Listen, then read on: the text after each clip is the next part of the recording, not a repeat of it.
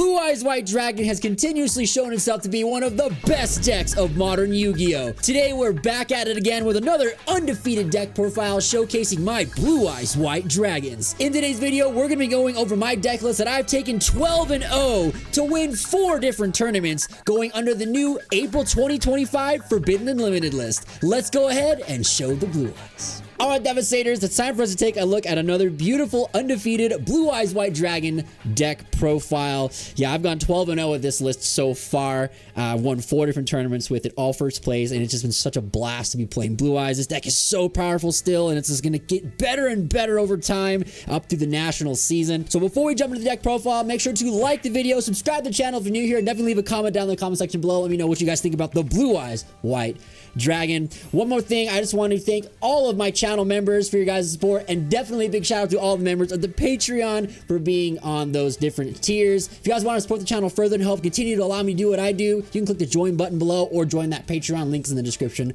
below. Blue Eyes White Dragon is absolutely incredible still, one of the best decks of the format, and will continue to be one of the best decks of the format. First things first, we're going to showcase our 2 beautiful Blue Eyes White Dragons. While we're on this vanilla Blue Eyes, I just want to take a quick second to show you guys something that is really special to me. This is something I've never had in my entire life. I recently, if you haven't seen the community tab post already, I have just acquired a first edition near mint Blue Eyes White Dragon from Started at Kaiba 2002, obviously. Just an absolutely gorgeous card, and it to me is just a huge milestone as a not just a Blue Eyes player but a Blue Eyes White Dragon fan to have to my collection. So this is super duper cool. Wanted to share that with you guys today while we're talking about this deck profile. So we'll put that beautiful Blue Eyes in the back. So beautiful. Now there's 3 but we're only playing 2 Blue Eyes in the deck. That's just to show you guys something cool.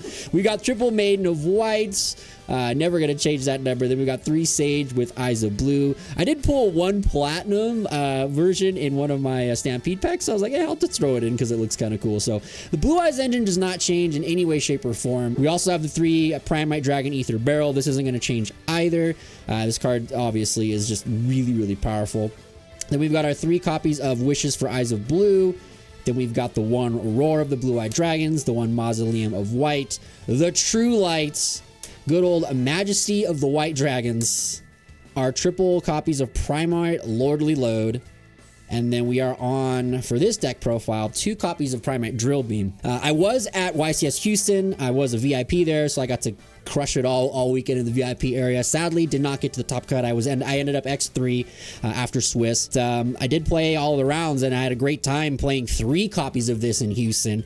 But I decided for this new balance to cut it down to 2 copies just to try out some other hand trap variations. Highly recommend playing multiple copies of the Drill Beam though. I don't think 1 is correct anymore. I think we should be playing 2, maybe even 3 if you have the space. The card is just really good to always have access to.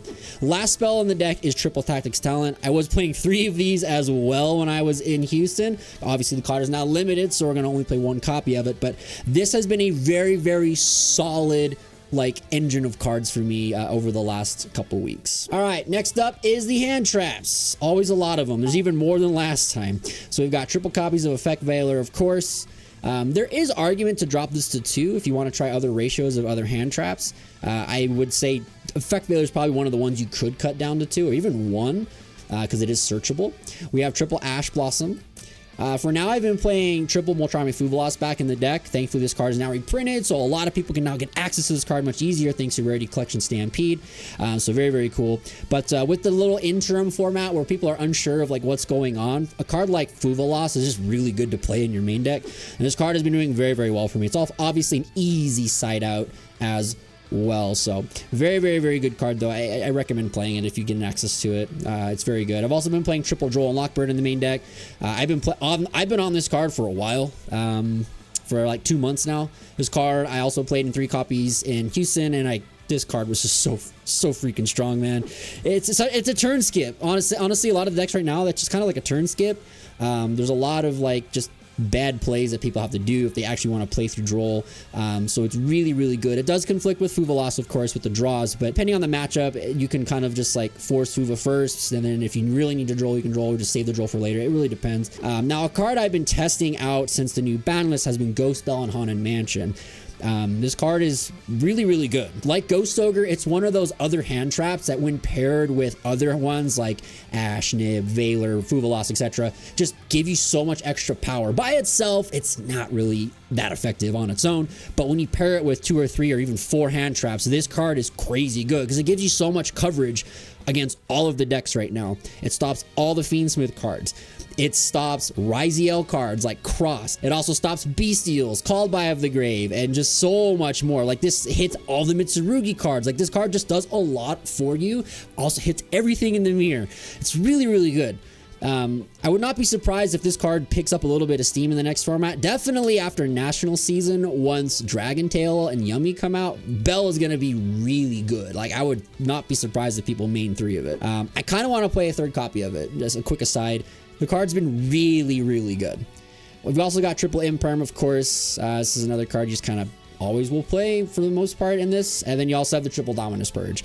I still don't play any of the Bestials. I've long cut those out of the deck. I really don't see the value of Bestials in the deck. This card is just far more superior. All right, let's quickly go through the extra deck next. We've got the 1 Neo Blue Eyes Ultimate Dragon and the 1 Tyrant Dragon.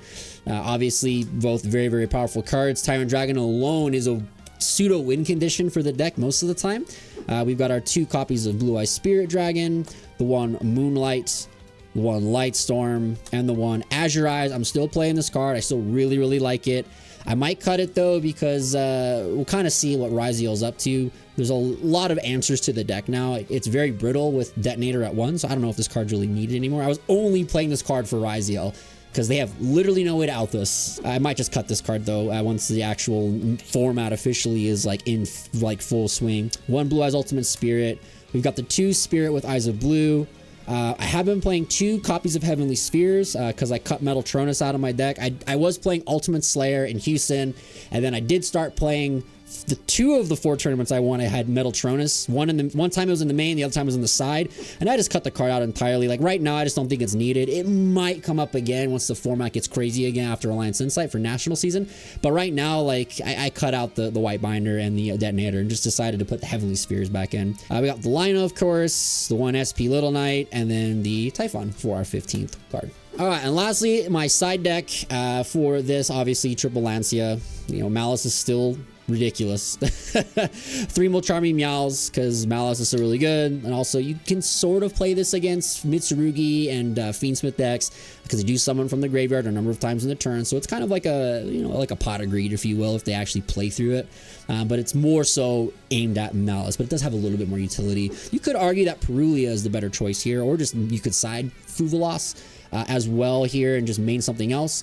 But Perulia is also equally effective, but really just going to depend on how the format shapes out. I really think Malice will be the deck to beat because its new cards are just ridiculous. And then because of that, I put Nib back into the deck. I was not playing this card for a while. I actually did not play this card at all when I was in Houston either. And going back, I wish I would have sided Nib. 3 of the 4 tournaments I've won with this list. One of the tournaments, this was Metaltronus, and I just cut it out because the Metaltronus was just kind of mediocre. It did its job, but it was like also not really that needed a lot of the time. I saw so many more outs to stuff now, and Nib just also covered a lot more because a lot of people are playing into Nib right now, so the card's really, really, really effective. We have our 3, just like board break cards, the 2 Lightning Storm and the Harpy's Feather Dusters for when you're going second against a lot of decks.